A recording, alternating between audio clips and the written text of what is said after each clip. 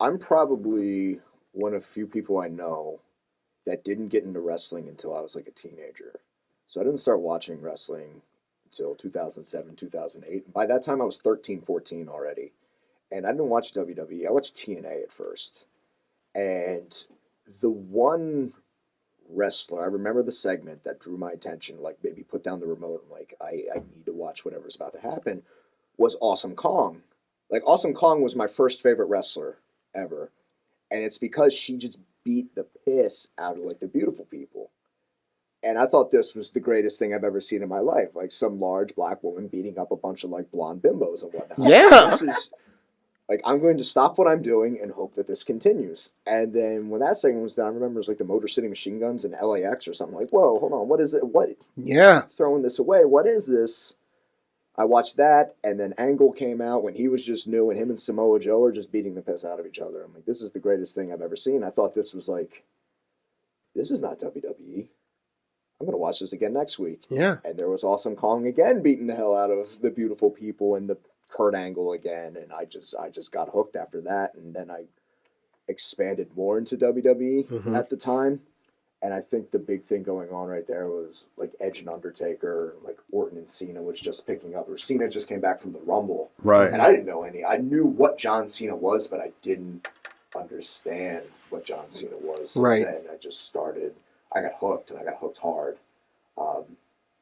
But this was before like internet viewership was a big thing. So I just had to watch. I remember the weekly schedule. I had to watch Raw on Monday, the WWE ECW offshoot on Tuesday, and then there was a Superstars on Thursday, and TNA was on Thursday, and then SmackDown on Friday. And that was my schedule. I was hooked to that, and it was weird because I'm 14 at the time, and like trying to tell my friends, like, you guys know about this stuff? I'm like, yes, this stuff's stupid. I'm like, oh, well, Right. I'm watching by myself now.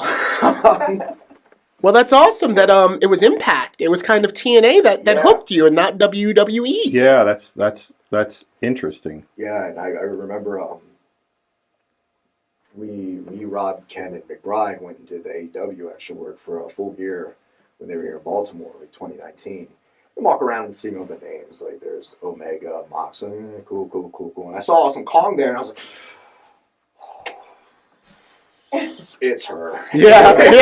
It's her. Like, I'm marking out over here. Oh, wow. And I'm with Sonny Kiss at the time, and Sonny's like, what's wrong with you? I'm like, Awesome Kong was my first favorite wrestler, and I'm not over it. And Sonny's like, you want to go meet her? I'm like, I can't. I can't. Did you meet her?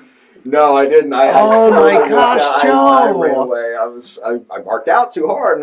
And she's no longer. She didn't last too much longer with them after that. That was your shot. That was my shot. And like I've been in the Ring of Honor locker room with Angelina and Velvet. I was like, yeah, you got beat up by Awesome Kong. Yeah. The first time I laid my eyes on Awesome Kong was like, That never goes away. I mean, I was in my mid-40s when I brought Sting in,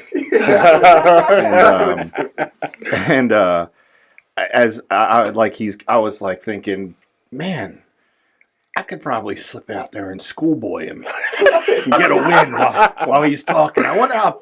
I just paid him a lot of money to sign autographs, but I wonder if I just slipped out there and pulled a quick one on him, like if he'd be pissed.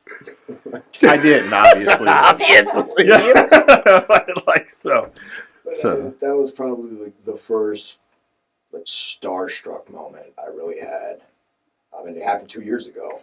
Wow. So to say, Well, maybe Kong is listening to the MCW cast. If you are, Awesome Kong, here's your number one fan. You gave him butterflies in 2019. Yeah, I totally ran away from introducing myself.